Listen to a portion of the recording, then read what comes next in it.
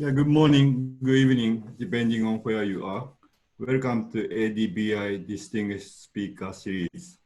Today, our guest speaker is Professor Khalid Saeed of Worcester Polytechnic Institute, Massachusetts, United States. He is globally recognized for his work on computer modeling and experimental analysis of developmental, organizational, and governance-related issues.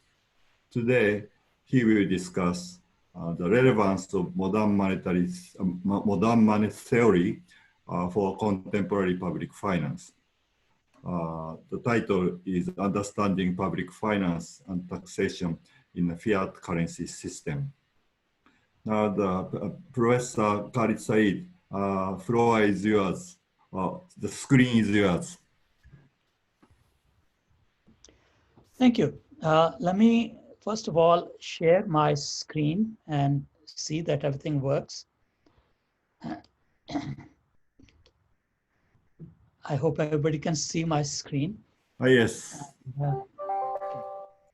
So first of all, let me say that this is indeed an honor to share my explorations on modern money theory with this audience. I've been quite fascinated by this theory since I met Randy Ray many years ago, but I did not quite understand it. I also heard about tax reform from political leaders. I hear them every day, but I've not seen any of it realized. I'm a modeler, and my effort to understand MMT, I started tinkering with a parsimonious model of public finance and taxation with an objective to test the sustainability of functional finance, which is really the financial system that MMT recommends, and explore alternative taxation regimens. I'll briefly describe the model and few of the tests I conducted. A more detailed description is in the paper I've circulated, and I'll be happy to send a copy if someone wants it. I must add that this is work in progress, and it demonstrates how a public finance system can be modeled using system dynamics. It has many limiting assumptions, which can be and should be relaxed in subsequent work. It draws preliminary inferences and raises more questions to be researched than it answers. System dynamics offers a great framework to understand complex relationships, and I hope to continue to work on this issue as I feel it's very timely.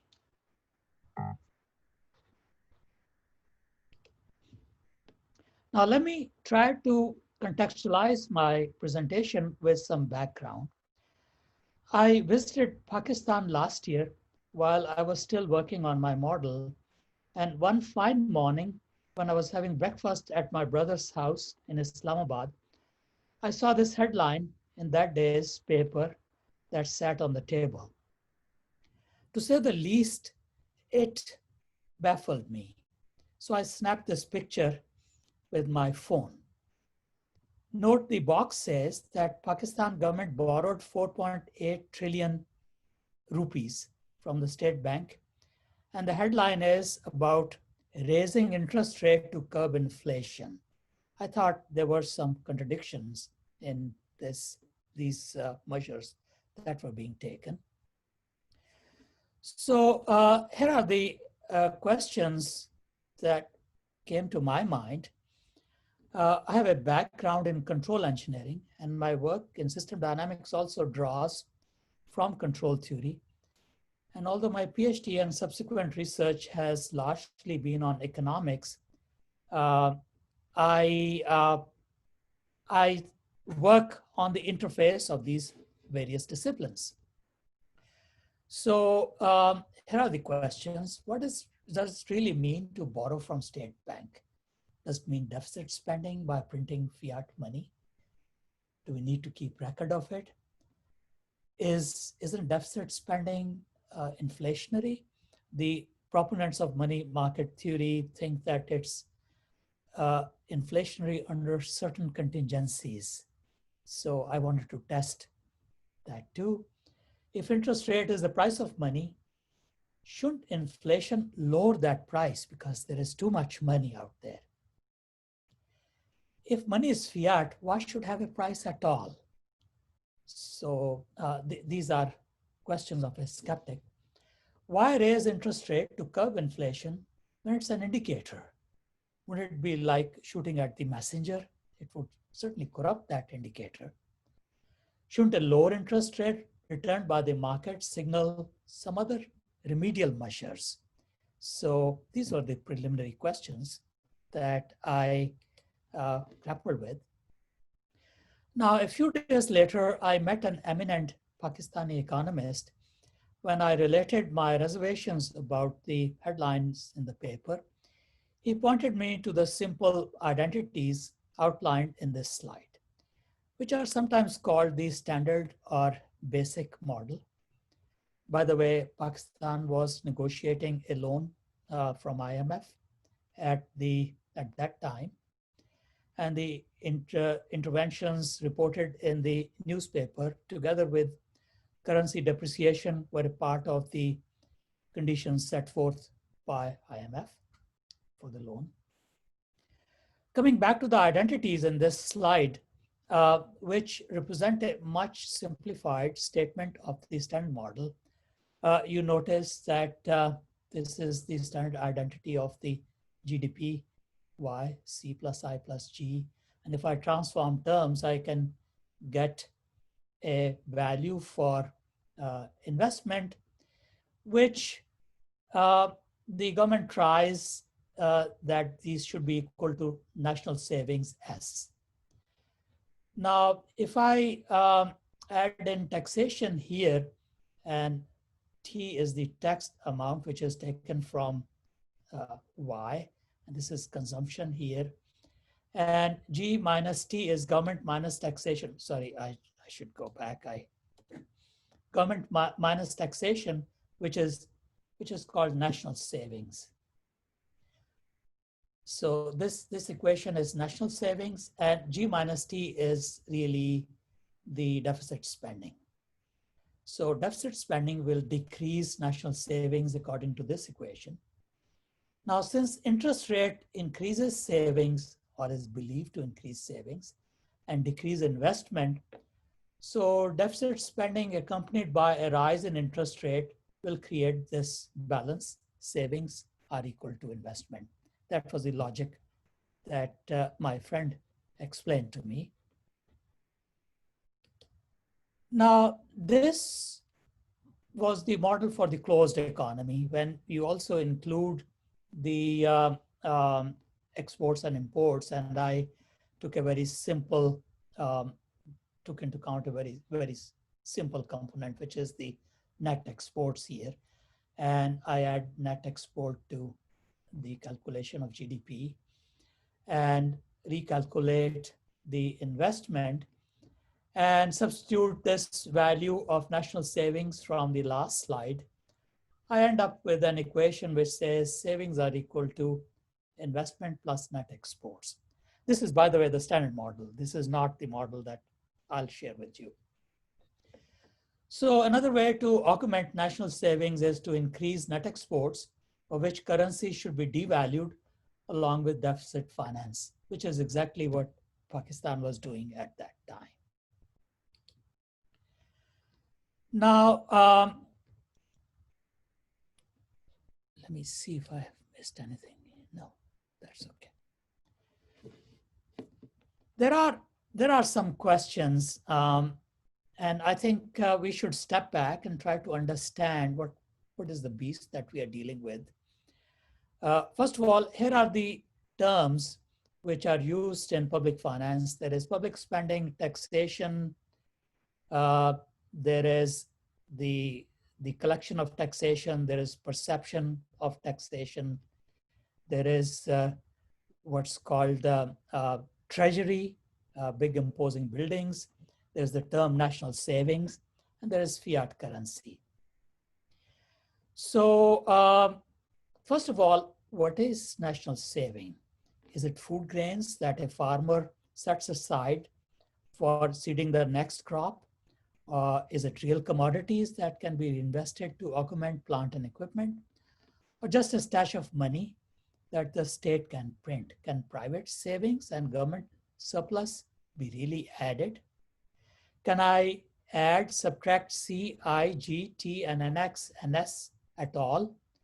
These are not new questions. You have probably heard them before, especially from Herman Daly and his associates in the context of ecological economics. More questions. If I burnt this stash of money, what will change in the economy? Only the velocity of money or anything in real terms also? State can print currency bill. Uh, it's just a legal tender to change that velocity of money. Now, as for foreign trade, not all currencies are accepted as legal tender. While the so-called hard currencies can be printed and used for buying commodities by the sovereign states owning those currencies, other currencies must be backed by hard currencies if they are to retain any value. So more hard currencies should be printed so poor countries can hold them to back their own currencies. All this is, of course, quite confusing to a plumber. I call myself a plumber because I deal with stocks and flows. And I don't trust too much abstraction. So instead of resolving anything, this model further confused me. Now, let's take a look at these terms. Step back and take a look at these terms. First, the public spending. Now, public spending used to be at the discretion of the ruler. It fueled building of castles and armies. Now it is, at least in theory, for supporting infrastructure and institutions to serve the public, maintain law and order, and defend the state. More importantly, money had to be hoarded before it could be spent. Now it can be created and spent by the sovereign authority, then taken back through taxation and open market operations.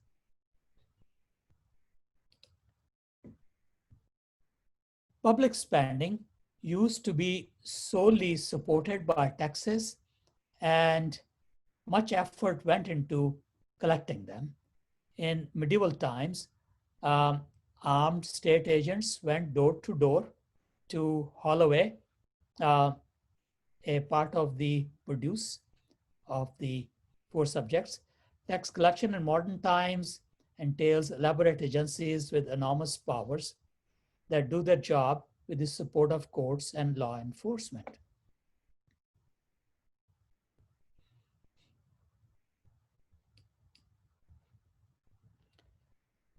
Wealth collected as taxes used to be stored safely in strong fortresses called Treasury. That term is still used, and Treasury buildings are still quite imposing. What the Treasury contains in present times is, however, quite different from what it did in the medieval times.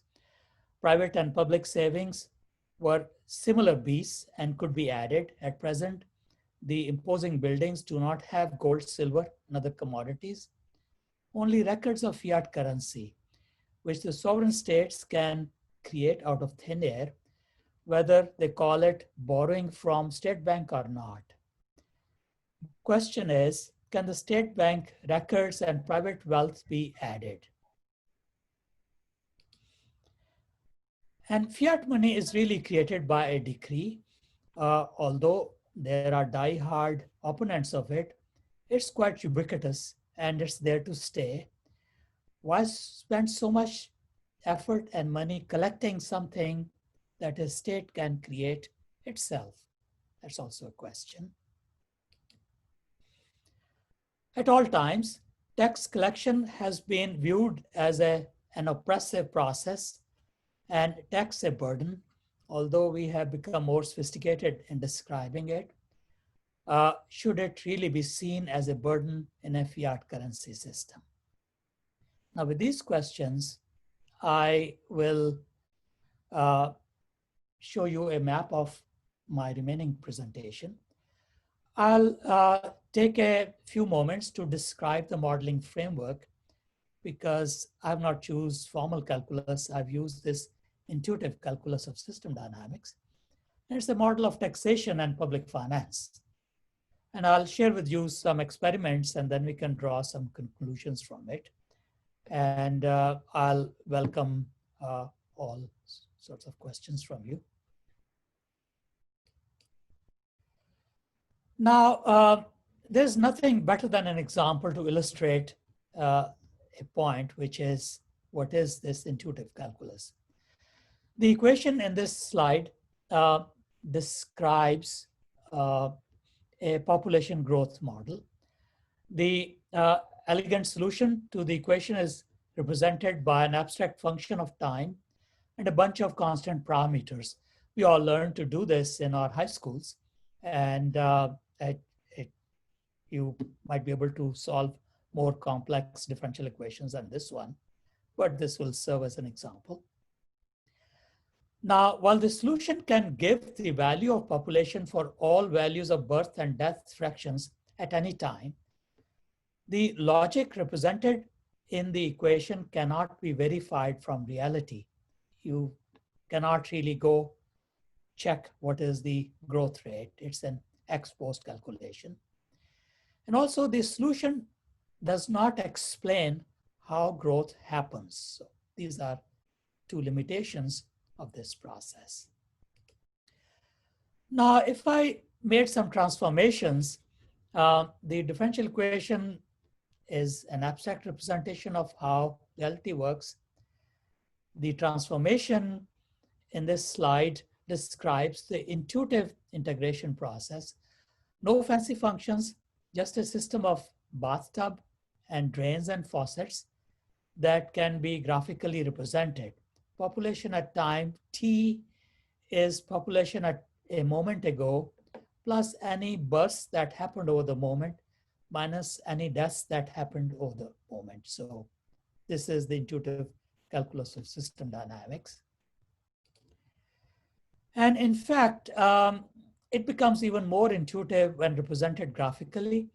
Here are the basic graphical icons to represent the population model, a stock that is updated every dt by the flows. The computational details of this intuitive form would, however, be very tedious, and we definitely need a digital computer to carry it out. Now, fortunately, we now have powerful digital computers that can perform the tedious computations, and we can adopt a realistic integration format that can be verified and easily understood. So that's the rationale of using system dynamics for the modeling. Now we can insert the decision rules driving flows as shown here and simulate the model to infer its behavior, thus getting to an experimental solution explained by circular information paths that we call feedback loops. For comparison, I have inserted the same rules for determining births and deaths as those in the original differential equation. Note the intuitive solution resides in feedback loops created and the time graphs they generate for different parameter sets, which are shown here in this slide. There are a few more icons that we need to describe any system, and these icons are given in this table here.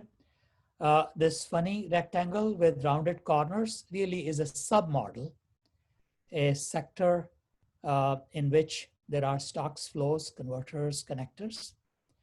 A regular rectangle is the accumulation or a bathtub or stock. A flow with a dotted end, which describes its source. Sorry, let me go back again. Describes a source and an arrowhead, solid arrowhead, which describes a sink. Each flow must be connected to a stock. And we can have intermediate algebraic computations or parameters represented as these circles, which are called converters. And a converter with a tilde is a graphical representation of relationship between two variables. So it's a function of another variable in the system. So it's a submodel of sorts that we can plug in for uh, for avoiding too much complexity. And a simple arrow really represents an information link between stocks and flows, as you saw in the population model. And I guess now I'm ready to describe the model of taxation and the, uh, eh, the macroeconomy that I will need to perform my experiments. First of all, when we build a model, it must have a purpose.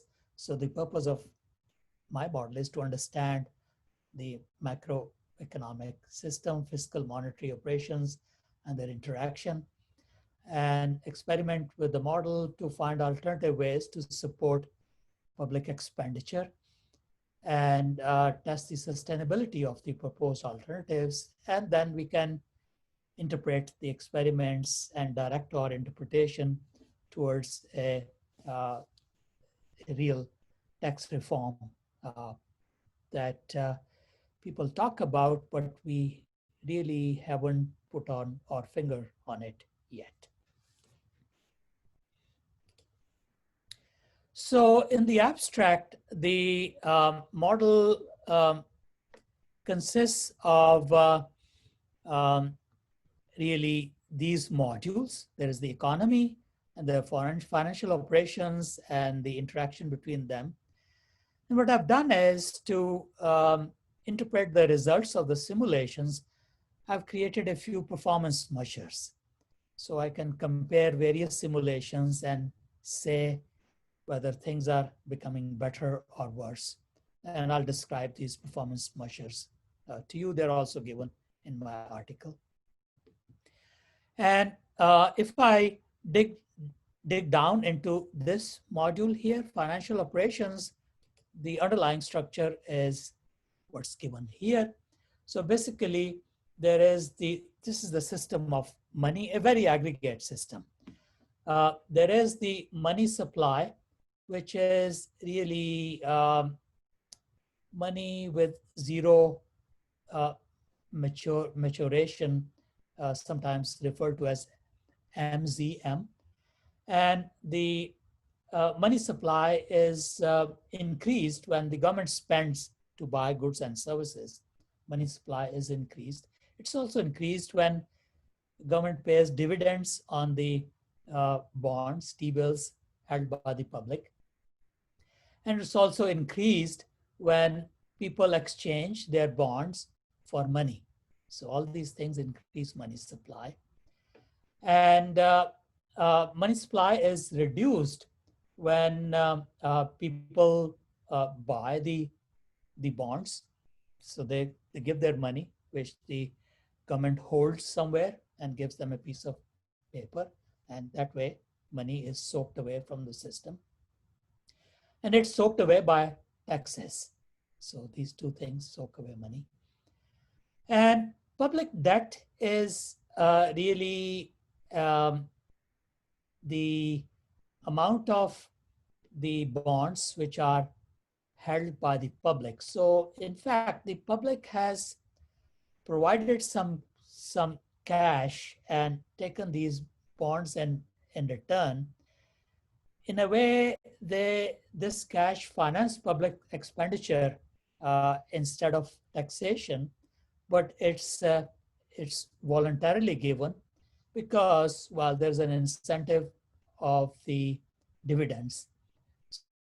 So in some ways, the state rents the money from the public, and also it's quite progressive process because poor people don't have spare money to buy these bonds. Rich people do.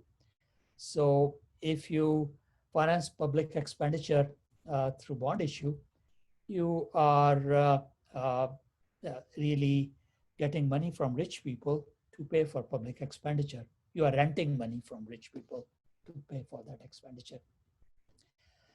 Now, as far as the interest rate is concerned, in my model, I really did not use the state bank determination because I think that's against the grain of the system.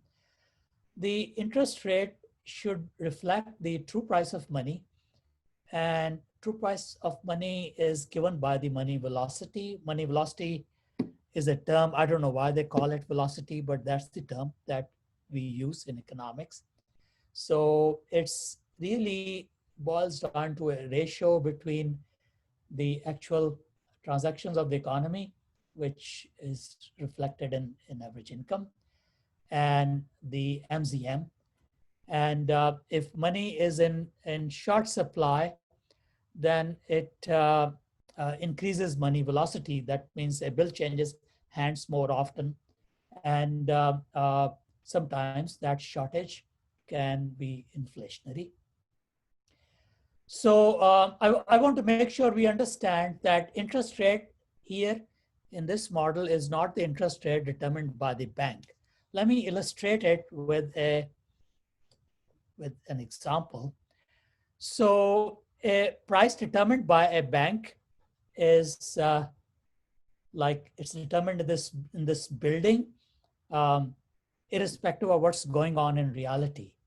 A price determined by buyers and sellers bidding and competing with each other will be the true comparative price. So if interest rate is not determined by the bank, it's determined by the market, that will be the true price of money, and it'll be a good indicator. And I feel that indicator should not be corrupted uh, by a state institution determining it. This indicator can be used to do other things that we'll shortly discuss. Now, the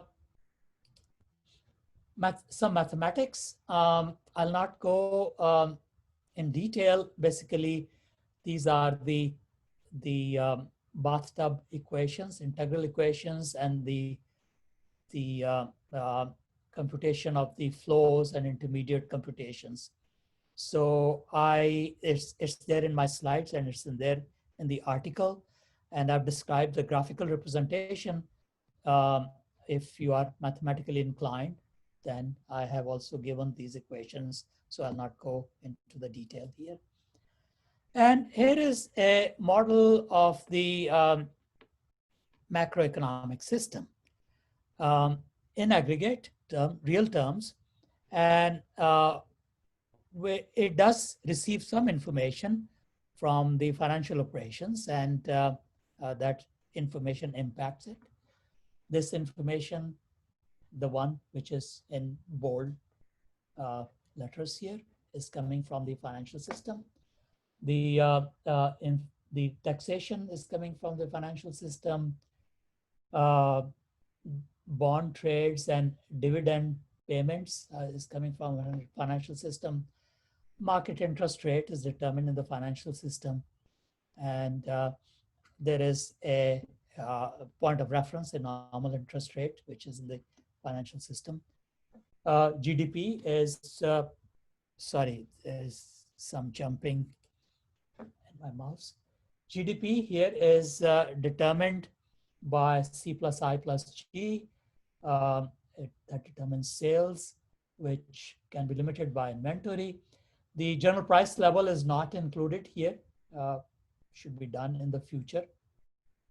The income is calculated from production side, its average, and adjusted by adding cash from open market operations and dividend payments. And then it determines consumption and then government spending, which we determine in the other submodel. The government spending is for meeting public expenditure. Taxation is for curbing inflation, and I think that point is not understood by most financial institutions which are engaged in collecting taxes and carrying out public spending. Again, equations for the economic sector, and I'll not dwell on it. These are again given in the article. Now, when you construct a model, you create an experimental interface, which is a panel. The sliders here allow you to change the policy parameters, and here are some policy parameters which I can change here. These switches allow you to switch in and out parts of the structure, which also can reflect a policy change. You can graph behavior over time, and I'll show you some of the graphs that I constructed. When you simulate the model, you create this behavior over time. So the first test of the model is an initial equilibrium. So I calibrated the model for a hypothetical point of reference in which the economy is in equilibrium. And in this equilibrium, tax rate is set at 10% of GDP. And again, this is a hypothetical experiment. And this taxation supports government spending, which is also set at 10% of GDP. Production is equal to sale is equal to GDP. The equilibrium is dynamic. The flows keep pouring into the stocks. The drains keep coming out of the stock. All the flows equal the drains. And as Mills described, this is the state of the stationary state.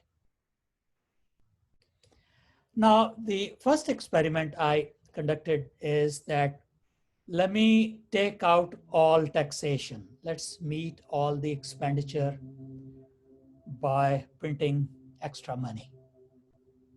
And here are some of the indicators there that were in equilibrium. And now I disturbed that equilibrium by just taking away taxation. And what happens is that the deficit as a part of GDP, which is deficit, sorry.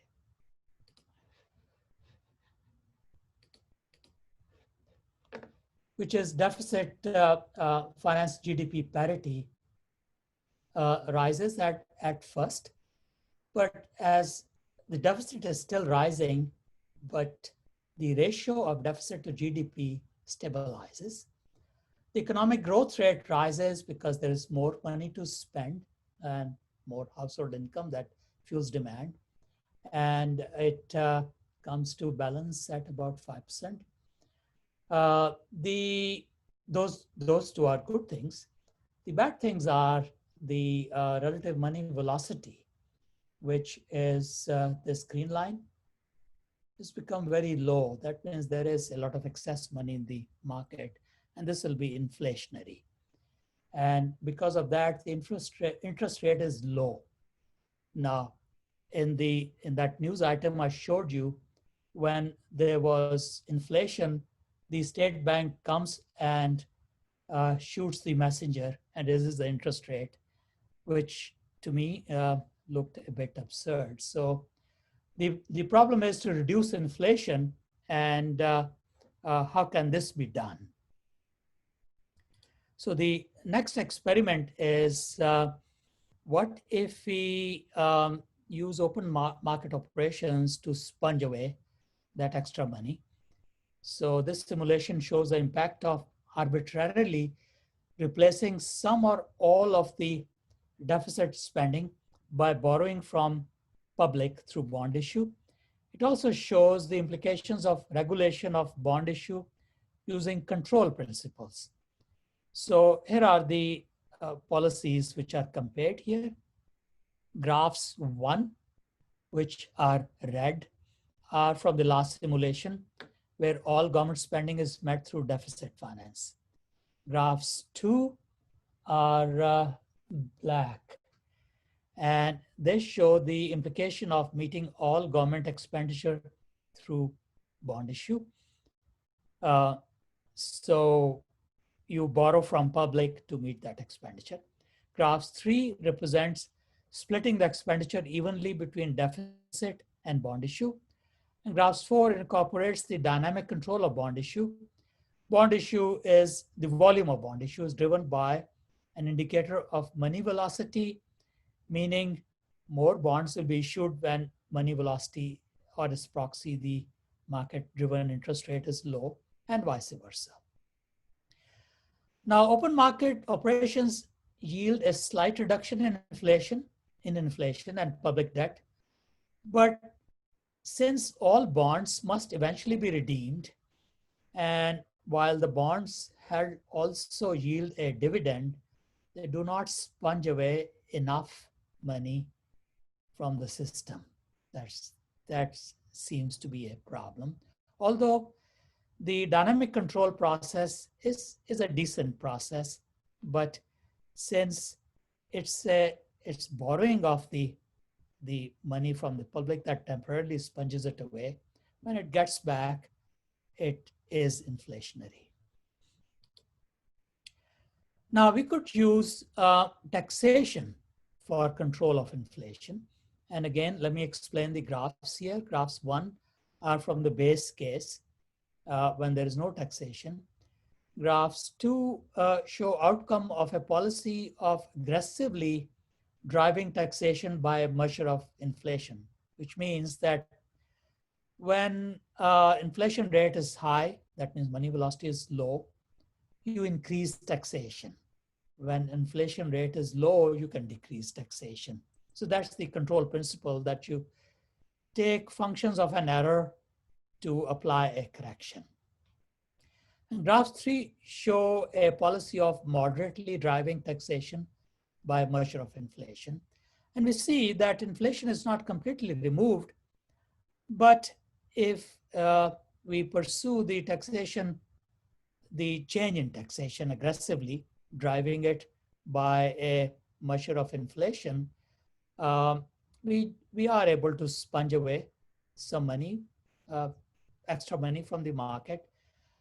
There is still inflation because, well, the money velocity is still lower than what it should be, and the market determined tax rate is still lower than what it should be. Now, you could use both the measures. You could use an inflation tax together with open market operations to sponge away money.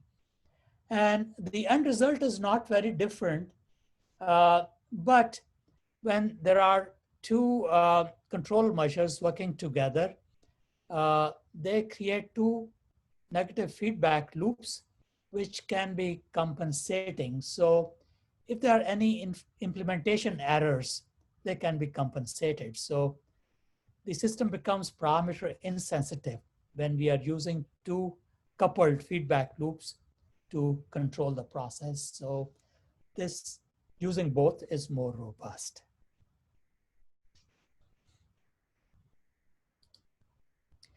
Now, there are more experiments that I conducted, but let's try to wrap up now.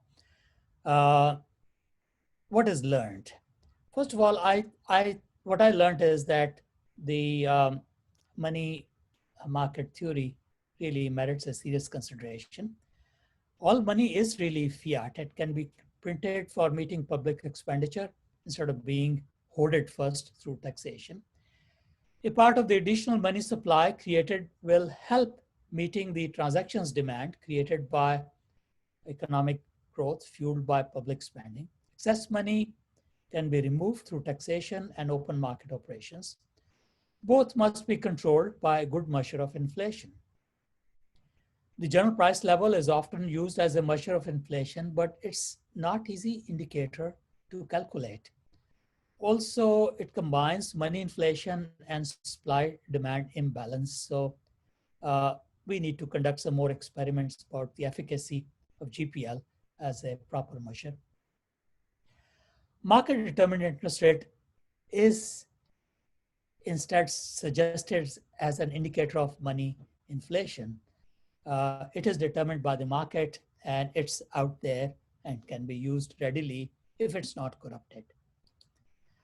Now, what do we learn from these experiments about what changes are needed in the institution? First of all, I thought that revenue collection and state bank, these are the key institutions in the current system of public finance.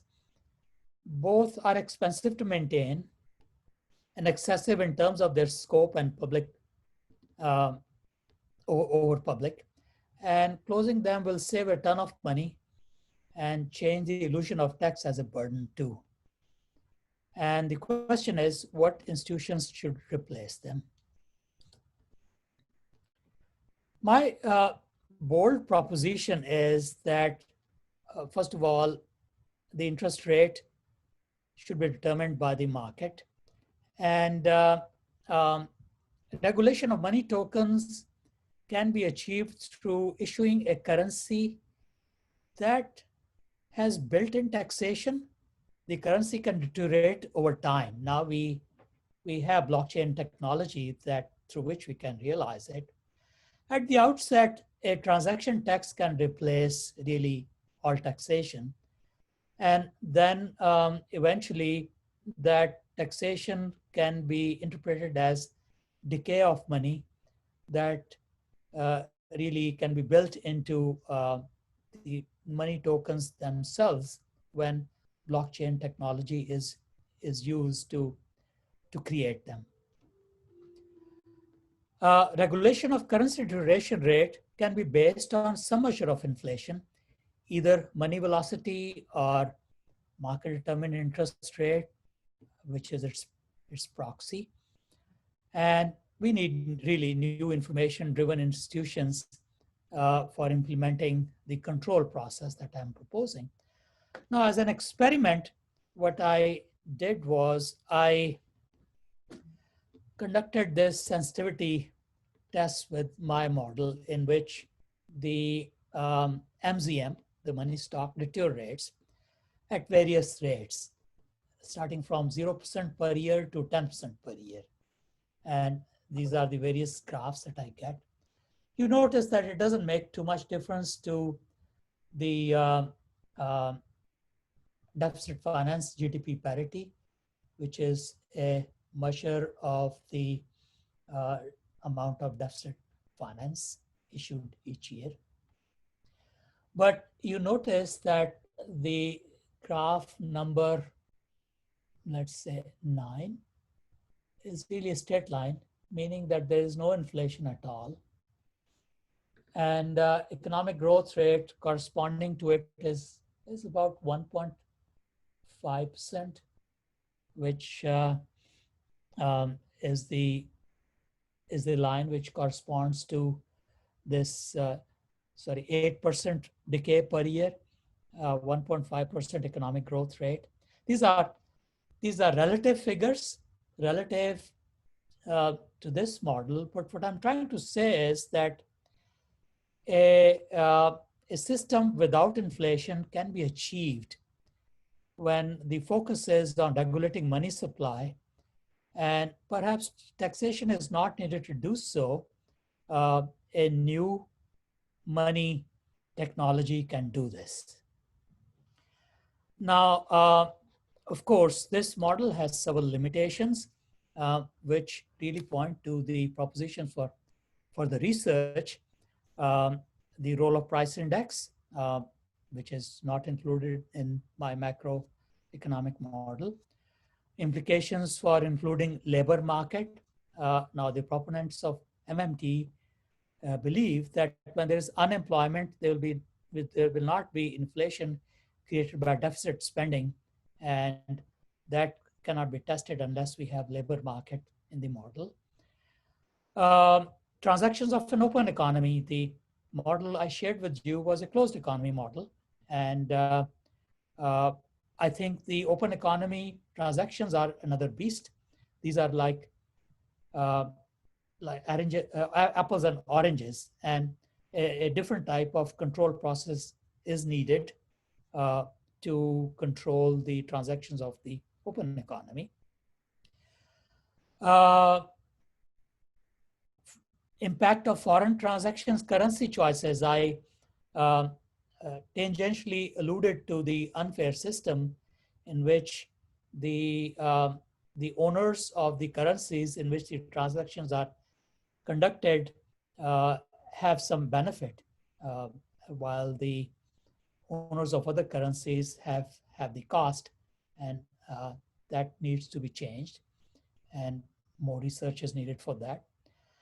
Uh, Implications for income distribution need to be investigated.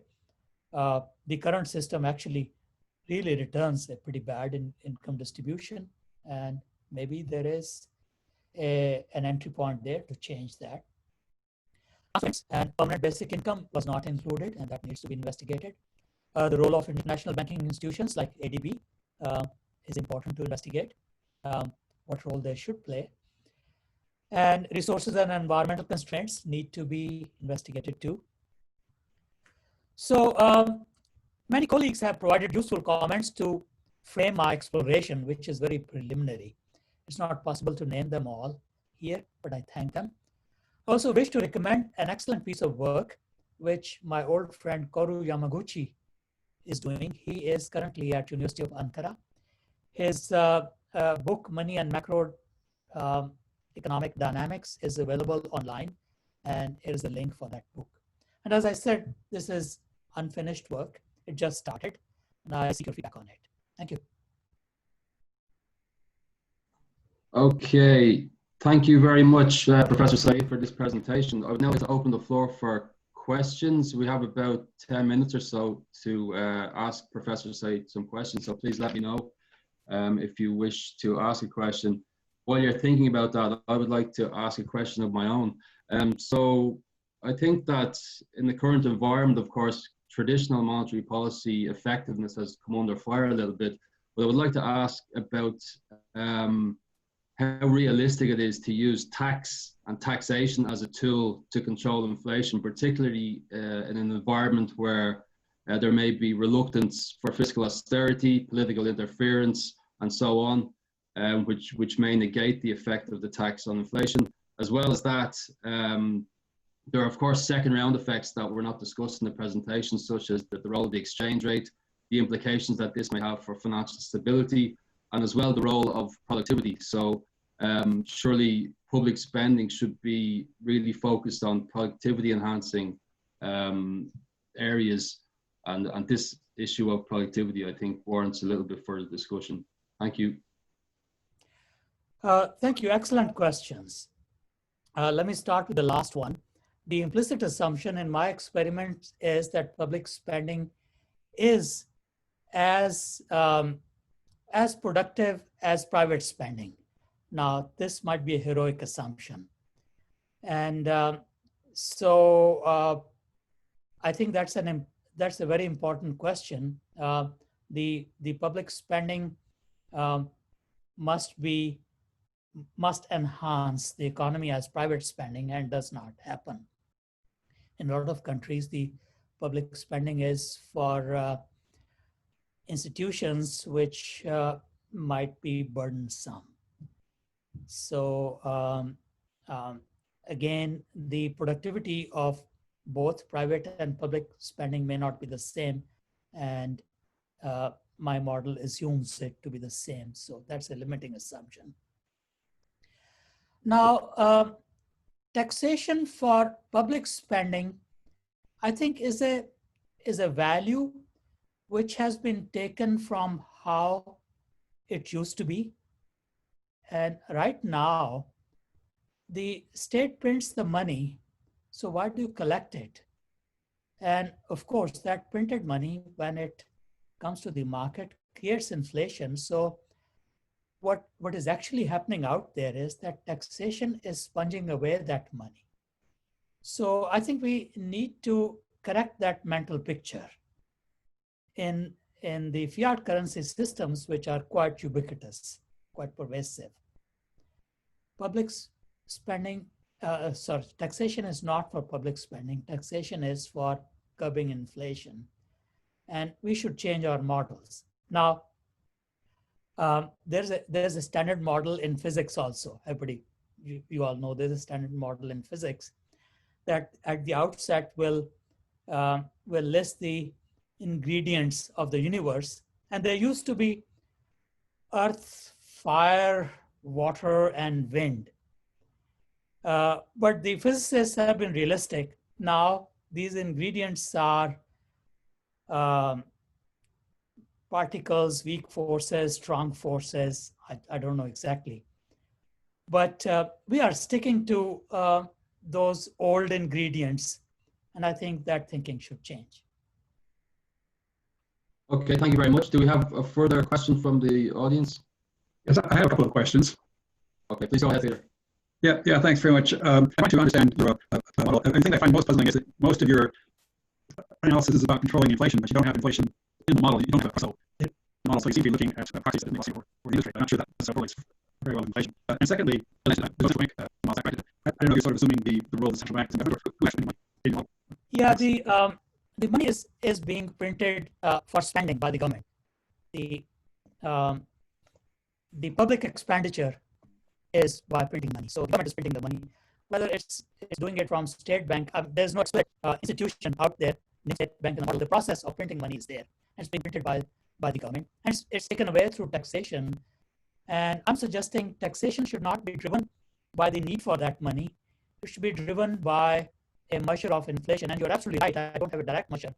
Actually, since I don't have the prices, but a measure related to money is the money velocity. That I have, which I'm using a proxy. That is interest rate, and then interest rate, since it's available, it does not have to be calculated. I'm suggesting if we use a function of it to control the taxation, which is entirely for sponging away money. It's not for meeting public expenditure. You can meet public expenditure by printing money. That's the process. But you're right. There are many limitations, and that's what I suggested in my second last slide. We need to address all this in further research. Thank you very much. We have a question from the audience from Hyun Son. Please go ahead, Hyun. Oh, thanks. Thanks, Professor Saeed. That was a good presentation and very informative. I have two questions. One is, I do agree with you that to control inflation, we can use open market operations and tax. But I do agree with you. But is there any research showing that whether sequence matters if you implement, say, tax reforms first before open market operations? A country can better control inflation or vice versa. I was just curious about it, whether the sequence matters. And my second question is, as you know, in the past 10 years or so, cryptocurrency like Bitcoin transaction has increased enormously. So that has implications for, say, capital gains tax, I guess. Then, I mean, is there any channel in your model which can accommodate this new trend of increased cryptocurrency like Bitcoins? Then where would that fit into in your model? Thank you. Thank you. Excellent questions. First, the sequencing. Now, I've shared with you the experiments with the model, and they showed that actually driving open market operations through a measure of inflation is inadequate, because in the short run, yes, you're able to sponge money away from the market. But in the long run, those bonds are redeemed and that money goes back to the market. And secondly, the dividend payments further adds the money to the system. So it helps a little bit, but it doesn't help as much as taxation, which really sponges away more money and shreds it or destroys it or erases it. And again, what I found was that if you use both operations together, the system becomes more reliable that it becomes a little bit parameter insensitive, because we create two coupled feedback loops and both act simultaneously. And if there is error in implementation of one, it's compensated in a stronger reaction by the other. So I probably cannot answer your question about sequencing. I can conduct an experiment to do that. But using both measures seems to be, from the perspective of policy, more reliable than using one instrument.